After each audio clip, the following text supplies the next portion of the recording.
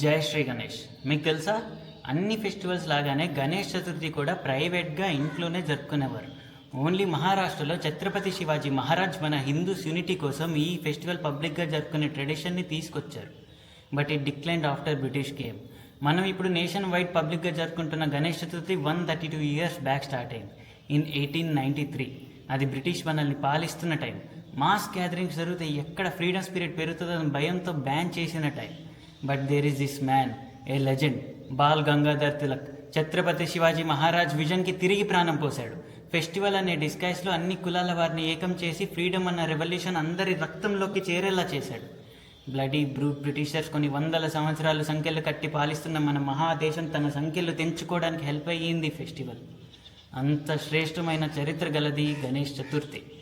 365 days ఉండే ఇయర్లో ఇలాంటి ఫెస్టివల్స్ వచ్చేది hardly 5-6. At least during these days మనకు వీలైనంత మన సనాతన ధర్మం కోసం, మన మహాభారతదేశం కోసం మాట్లాడుకుందాం. గణేష్ పండల్స్ దగ్గర వీలైనంత ఐటమ్ సాంగ్స్ అవాయిడ్ చేద్దాం. జై హింద్.